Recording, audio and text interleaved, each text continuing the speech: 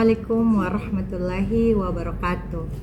Perkenalkan, nama saya Nuryanti Tahir, Escape NS MKes dengan NUPTK 62635276 8669230393. Saya adalah salah satu dosen di Universitas Patriarta, tepatnya pada Fakultas Kesehatan Program Studi S1 Ilmu Keperawatan. Pada kesempatan ini, saya akan memaparkan mata kuliah yang saya ampu pada program studi S1 Keperawatan, yaitu mata kuliah Komunikasi dalam Keperawatan 2. Mata kuliah ini berada pada semester 3 dengan bobot SKS 3 teori. Adapun deskripsi mata kuliah ini adalah yang pertama, mata kuliah ini merupakan mata kuliah komunikasi dalam keperawatan yang mempelajari tentang prinsip-prinsip komunikasi terapeutik beserta aplikasinya dalam konteks pelayanan kesehatan secara umum serta khusus untuk memberikan asuhan keperawatan yang diperuntukkan bagi individu, kelompok, keluarga, dan masyarakat, dan berbagai tatanan yang baik praktis, klinis, maupun komunitas. Adapun capaian pembelajaran dari mata kuliah ini adalah yang pertama, mahasiswa mampu menganalisis konsep komunikasi terapeutik dan helping relationship dalam konteks hubungan terapeutik perawat klien dan melakukan simulasi penerapannya dalam membantu memecahkan masalah yang sedang dihadapi klien. Yang kedua, mahasiswa mampu menganalisis karakteristik perawat yang memfasilitasi hubungan terapeutik. Kemudian yang ketiga, mahasiswa mampu melakukan analisis diri untuk menumbuhkan self-awareness dalam hubungan interpersonal. Yang keempat, mahasiswa mampu melakukan penggunaan diri secara efektif dalam komunikasi terapeutik. Yang kelima, mahasiswa mampu melakukan tahap-tahap dalam komunikasi terapeutik. Dan yang keenam, mahasiswa mampu melakukan teknik-teknik komunikasi terapeutik secara tepat sesuai dengan situasi dan kondisi klien. Yang ketujuh, mampu menganalisis hambatan dalam komunikasi terapeutik dan mengaplikasikannya secara tepat ketika berhubungan dengan klien. Kemudian yang kedelapan, mahasiswa mampu melakukan komunikasi terapeutik pada kondisi khusus dan berbagai rentan usia. Yang kesembilan, mahasiswa mampu menggunakan komunikasi efektif atau terapeutik dalam menjalankan profesi keperawatan dan hubungan dengan profesi kesehatan lainnya. Materi ajar pada mata kuliah Komunikasi dalam Keperawatan 2 terdiri dari 4 bahan kajian. Yang pertama adalah konsep komunikasi terapeutik, yang kedua tahap dan teknik dalam komunikasi terapeutik, yang ketiga hambatan dalam komunikasi terapeutik, dan yang terakhir yaitu komunikasi terapeutik dengan tenaga kesehatan lain. Dalam mata kuliah ini saya melakukan dengan 14 kali pertemuan ditambah dengan UTS dan UAS. Adapun metode dalam pembelajaran yang saya gunakan untuk proses pembelajaran yaitu metode ceramah, diskusi, demonstrasi ataupun role play, dan pemberian tugas baik itu individu maupun kelompok. Dan media pembelajaran yang sering saya gunakan yang pertama adalah sebagai presentasi, terus Google Classroom sebagai media kelas untuk memfasilitasi materi dan tugas mahasiswa. Berikutnya saya menggunakan Google Meet and Zoom sebagai media dalam proses pembelajaran online dan konsultasi online. Terakhir yaitu Google Form sebagai media untuk evaluasi pembelajaran seperti ujian. Berikut saya tampilkan proses pembelajaran yang saya lakukan pada mata kuliah Komunikasi dalam Keperawatan 2 menggunakan metode ceramah. Selamat menyaksikan. Warahmatullahi wabarakatuh.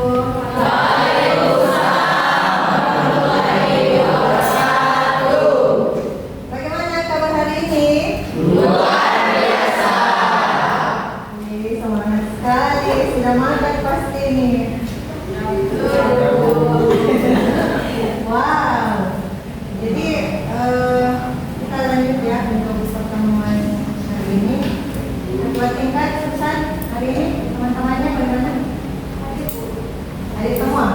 atau ada izin? Ada yang sakit. Ada yang sakit? Ya, Siapa? dari hospital. Satu orang. Oh dia ya. Oh sakit ya.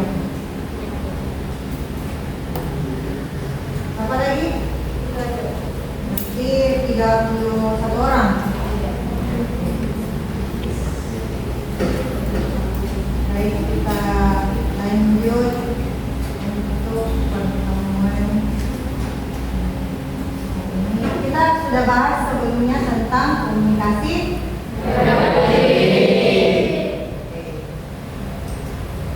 Nah, hari ini kita akan bahas lanjutan dari tahapan komunikasi terapeutik. Sebelum ke tahapan terapeutik, saya akan mereview kembali apa itu komunikasi. Sebelum kita masuk ke tahapan-tahapannya, saya akan review dulu. Ada yang bagus ingatannya atau tidak di pertemuan sebelumnya. Ya, yang pertama tentang komunikasi. Wesley. Apa itu Wesley? Komunikasi? Adanya kesamaan. Komunikasi adalah adanya kesamaan antara penyampaian pesan dan penerima pesan. Artinya ada dua orang, ada Penerima dan penyampaian. Apakah bisa komunikasi itu terjadi di satu arah? Bisa, tapi tidak maksimal. Jadi untuk komunikasi itu harus dua arah, penerima dan Penyampaian. kemudian komunikasi terapeutik. Terapeutik sudah dijelaskan juga. Terapeutik masuk dalam kategori terapi. Artinya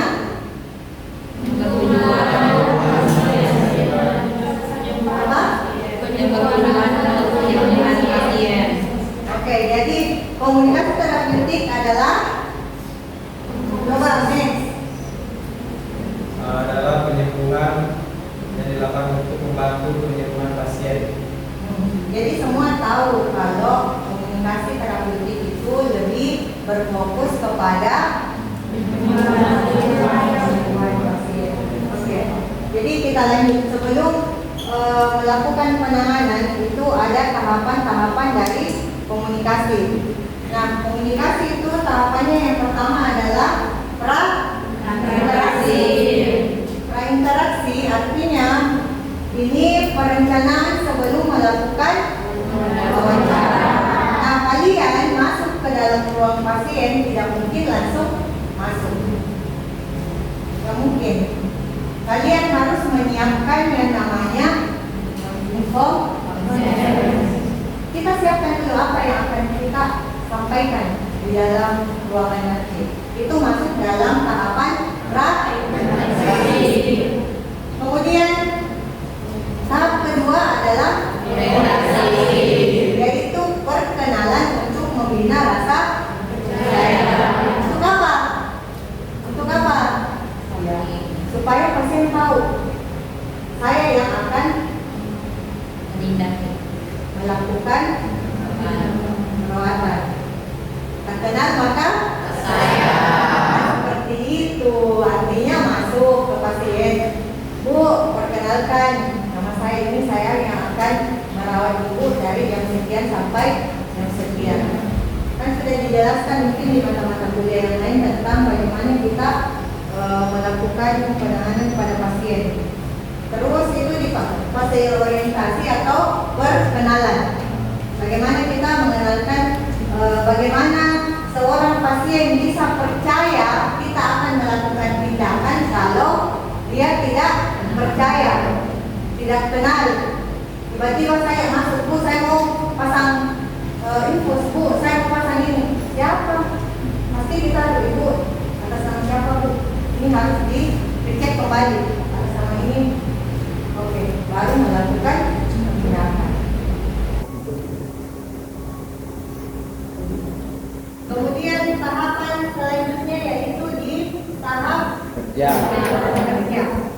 Tahap kerja kita akan fokus wawancara atau kita akan berbicara dengan pasien mengenai misalnya tindakan apa yang akan kita lakukan. Contoh misalnya kita di IGD.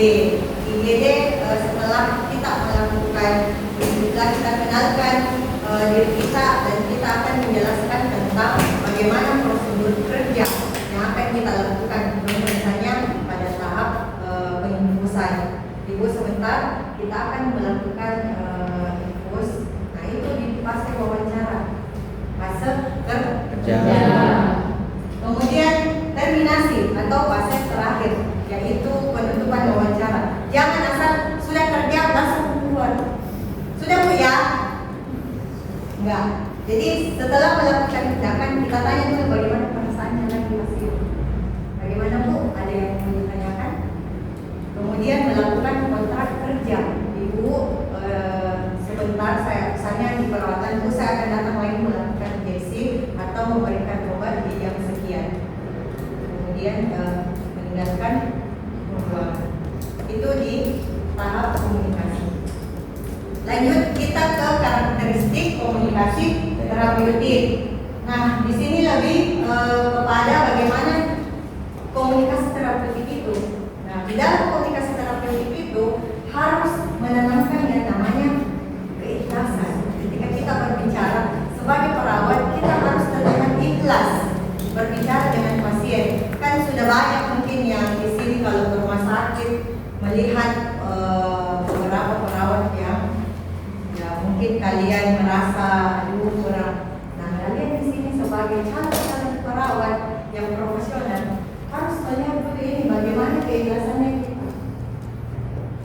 Ikhlas artinya semua perasaan negatif yang dimiliki oleh pasien baru bisa diterima dan pendekatan individu dengan verbal dan non verbal akan memastikan atau memberikan bantuan kepada pasien untuk mengkomunikasikan kondisinya secara tepat. Ketika kita ikhlas, pasti pasien yang misalnya ragu-ragu dengan kita membahas, saya ininya sakit, ininya, pasti dia akan bercerita dengan sendirinya. Karena dia butuh penyembuhan. Dia butuh, kadang penyembuhan itu tidak hanya sebatas sebuah tindakan, tetapi ada ibarat yang mengatakan, saya semua, baru boleh sedihnya itu perawat. Ada bahasa begitu kan? Ada. Siapa yang sering dengar? Dia senyumnya ini perawat bikin cepat sakit redam. Ya, ada. Jadi ketika kalian mengatakan bahwa tindakan itu sepenuhnya akan menyembuhkan pasien, tidak. Karena komunikasi saja kita, bahkan non-verbal kita yang berbentuk senyuman, senyum sapa salam pun itu bisa menyembuhkan. Apalagi hanya pasien-pasien dengan sakit-sakit luka di hati. Oke, kemudian selanjutnya bagaimana kita bisa berempati. Berempati itu sikap jujur dalam menerima kondisi pasien, objektif dalam memberikan penilaian pada kondisi pasien yang tidak berlebihan. Jangan terlalu, kalau pasien misalnya menangis, meringis, kalian ikut-ikut juga menangis. Saking empatinya kalian ini sebagai perawat, kalian juga menangis. Jangan ya, karena itu bisa membuat pasien larut. Hanya sebatas berempati. Oh iya Bu, bersabar ya. Jangan langsung Bu, nanti siapa ya? Udah, jangan seperti itu. Jangan seperti itu. Yang cukup berempati sesuai pada porsinya dan jangan berlebihan. Lanjut, hangat. Nah, hangat itu sama diharapkan dapat memberikan dan mewujudkan ide-idenya tanpa rasa takut sehingga pasien bisa mengekspresikan perasaannya lebih mendalam. Kalian berpikir penanganan apa ya yang harus saya lakukan? Ya, kita menyebutkan ya yang saya lakukan ini. Apakah ini memberikan sesuatu yang lebih kepada pasien? Nah, dari komunikasinya kalian ini semua kembali ke komunikasi cara bicara. Cara bicaranya kalian, tatapan muka, wajah, mimik, kalian bisa tahu, sudah bisa baca mulai dari jam kalian sudah lihat pasiennya sakit. pasiennya sakit, tapi kalian datang dalam keadaan tertawa, dihantam sama pasien. Nggak boleh ya. Jadi menyesuaikan kondisi bagaimana mimik muka ini, komunikasi kita dengan keadaan pasien kita. Kemudian bagaimana kita berkomunikasi itu harus dengan jujur. Nah, kejujurannya di sini yang dibahas adalah pasien akan menaruh rasa percaya pada lawan bicara. Ada beberapa pasien yang tidak mau terbuka dengan apa yang dialami, apa yang dia rasakan. Malu. Dia biasanya pasien malu. Tapi kalau misalnya kita melakukan pendekatan, terus sudah ada di dalamnya yang namanya ulas, ada empatika, sudah hangat, pasien pasti mau tidak mau akan jujur. Misalnya, Bu, sebenarnya begini kamu, bukan sebenarnya sakitku ini, tapi apa nih? Nah, biasanya pasien begitu. Dia sembunyikan beberapa penyakitnya. Dia misalnya mengeluh cuma yang ini disakit, padahal ada yang lain. Nah, kita bisa gali itu dari cara kita berkomunikasi. Kemudian yang terakhir, cara ini berkomunikasi tidak bikin bingung pasien. Sampai pasien tanya, apa kita bilang? Biasa kan kita bilang ini. Jadi harus jelas, harus sesuai dengan ekspresi. Lain biasanya pasien bilang, kita lain juga tanggapannya. Kan selalu, Ibu bagaimana perasaannya? Harus lembut. Kalau saya biasanya di rumah sakit internasional atau rumah sakit sekitar sini itu, kalian bisa lah bandingkan bagaimana pelayanannya perawat. Terakhir saya mengalami kejadian di waktu saya dirawat, kan kita semua ini tidak mungkin akan sehat terus pasti, dan bisa dilihat di situ. Wow, saya baru saja ini ketemu, bahkan kuliah di perawat. Saya bilang, satu kali saya tusuk ya. Ya Bu, ternyata ditusuk 2 kali. Kok jangan begitu, 2 kali ini. Oh iya Bu, maaf. Dia berkata maaf saja. Ada orang yang misalnya dengan kata maaf tetapi merasa bahwa saya ini perawat, kok harus ikuti semua apa yang saya lakukan. Jangan seperti itu. Kemarin saya dirawat, itu baru dia tusuk saya di kanan, ke kiri lagi. Harusnya saya marah ini, ditusuk 2 kali. Tapi karena perawatnya yang penuh senyum, minta maafnya bagus, kita percaya sama dia bahwa walaupun dia sudah tusuk 2 kali ya, tapi tetap kita menanamkan kepercayaan bahwa yang dia lakukan itu adalah tindakan untuk penyembuhan kita. Lanjut, jadi kalau bicara jangan bertele-tele, jangan bikin pusing. Bagaimana gambar ini? Seperti ini, misal kalian konsultasi ataukah konsul tentang penyakit. Bagaimana 2 posisi ini ketika kalian berkomunikasi? Bisa nggak digambarkan? Yang mana yang cocok ini komunikasinya? Yang di kiri apa kanan?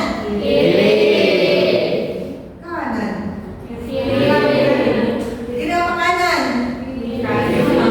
Kirinya kalian, kanannya saya. Oh, jadi terserah saya ya. Oke, di kanan. Oke, di kanan. Kanan. Posisinya seperti apa ini? Anda bisa jelaskan bagaimana karakteristiknya, kenapa ini bagus, kenapa ini tidak?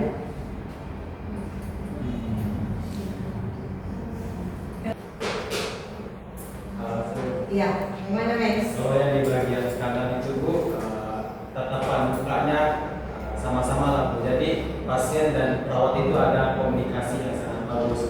Sedangkan yang bagian sebelah kiri itu pasiennya terlihat acuh tak acuh. Jadi apa yang dari mata dan dari mata perawat dan pasien itu tidak ada saling kontak mata Bu. Jadi yang paling menurut saya yang paling bagus ya sebelah kanan. Kita sepakat dulu yang mana di sini pasien, yang mana di sini perawat. Ini pasien, ini perawat, ini perawat, ini pasien. Nah, jadi kalau Max Miss mengatakan seperti ini ya, oke. Ada yang lain? Yang lain? Yang bisa menjelaskan bentuk komunikasinya ini?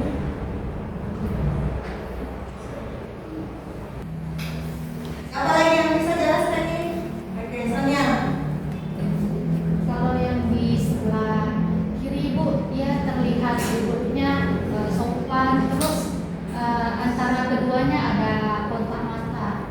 Sedangkan yang di sebelah kanannya itu perawatnya terlihat acuh tidak acuh, dia tidak ada kontak matanya, terus cara duduknya juga tidak sopan. Di situ juga dia memegang Kayaknya pensil.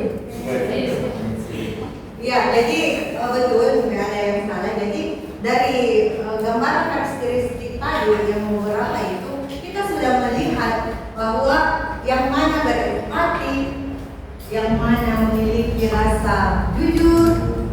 Nah, coba kalau ini kalian jadi perawatnya ini, pasien sudah mengadu, ibu, saya seperti ini, kalian konsultasi misalnya, saya sedang melakukan, saya sedang mengalami, anggaplah KDRT, saya mengalami KDRT, sedangkan ini.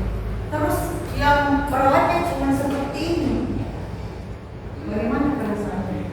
Jadi ini bukan bentuk komunikasi yang baik, bahkan cara duduknya saja menggambarkan. Makanya selalu saya tegur, selalu saya bilang di dalam bentuk entahkah itu di keperawatan, entahkah itu secara umum, bentuk duduk kalian itu menggambarkan karakter kalian.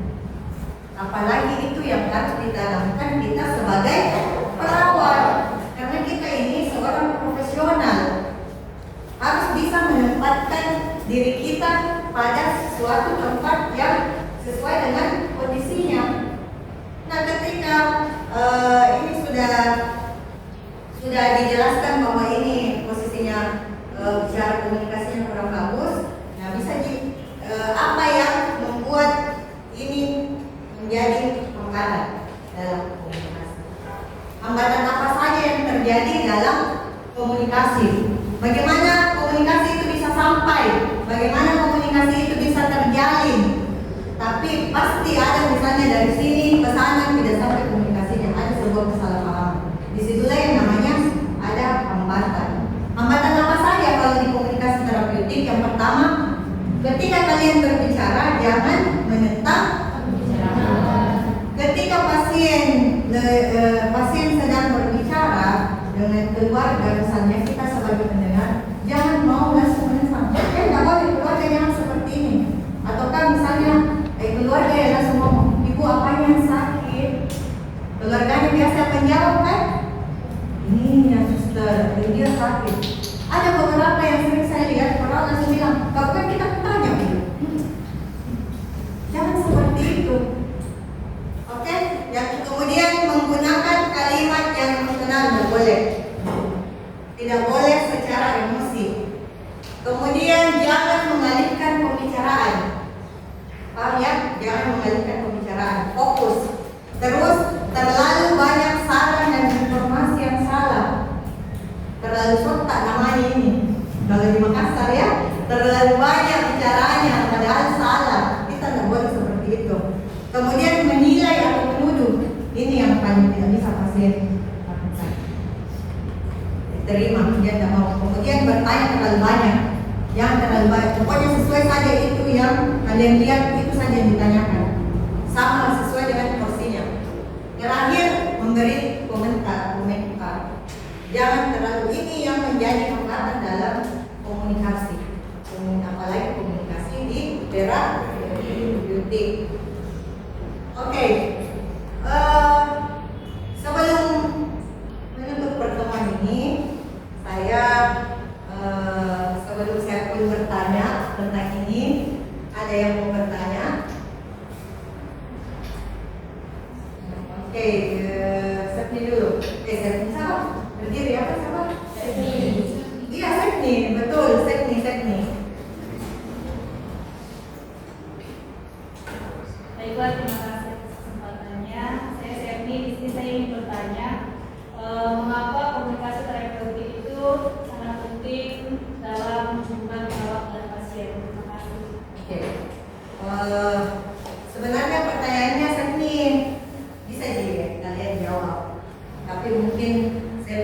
mau lebih lega kalau mungkin ibu yang jawab ya. Pentingnya sudah dijelaskan bahwa terapeutik itu sebagai bentuk terapi atau penyembuhan pasien. Jadi kalau misalnya seberapa penting, kira-kira seberapa penting? Nah, ada istilah yang mengatakan cannot not communication. Kita tidak bisa untuk tidak berkomunikasi. Jadi selama kita hidup sampai death itu tidak bisa untuk tidak berkomunikasi. Penting. Itu adalah kebutuhan primer di seluruh kehidupan, apalagi kita sebagai perawat. Oke, masih ada? Oke, next. Baik, terima kasih. Nah, karena saya next ini, saya mau bertanya tentang hambatan tadi Bu. Nah, bagaimana kita sebagai seorang perawat komunikasi mendapat pasien yang kurang menggunakan bahasa Indonesia, dia lebih menggunakan bahasa daerah. Oke, ya sering terjadi.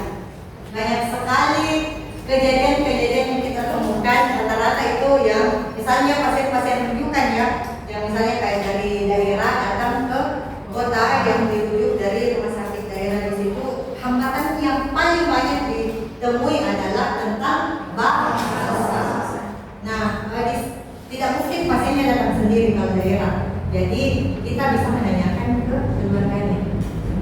Keluarga mungkin ada keluarga yang bisa membantu atau ada rekan kerja kita atau tim rekan kita yang mungkin tahu bahasanya. Itulah kemarin yang mungkin bisa kita tangani secara dini bahwa ada beberapa rekan atau ada beberapa keluarga yang mungkin bisa mentranslate apa yang dikatakan oleh pasien tersebut. Oke. Jadi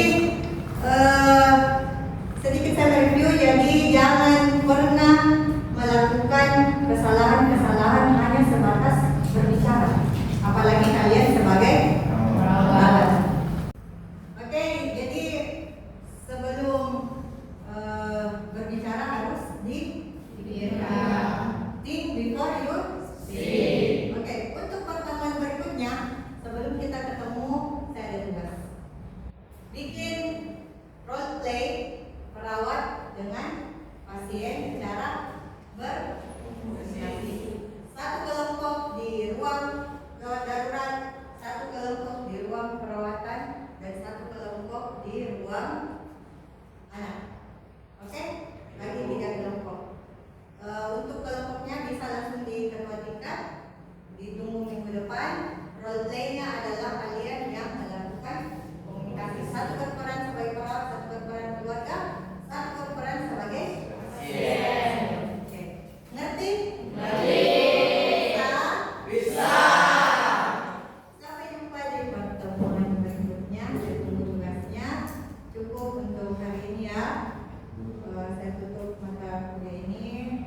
Assalamualaikum warahmatullahi wabarakatuh.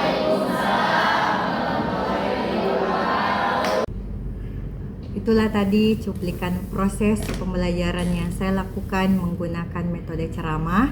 Semoga memberikan manfaat untuk kita semua, khususnya pada penerus keperawatan di masa depan. Saya juga memohon maaf yang sebesar-besarnya apabila ada tutur kata maupun tindakan yang kurang berkenan. Pesan saya sebagai seorang perawat, dalam keperawatan sentuhan tangan mungkin menyembuhkan luka, tetapi sentuhan kata yang penuh empati mampu menyentuh jiwa. Dalam melayani dan memberikan yang terbaik untuk masyarakat, menjadikan kamu seorang perawat yang profesional dan dapat diandalkan. Atas nama Nurianti Tahir, Escape NS MKes undur diri dan terima kasih atas perhatiannya. Wassalamualaikum warahmatullahi wabarakatuh.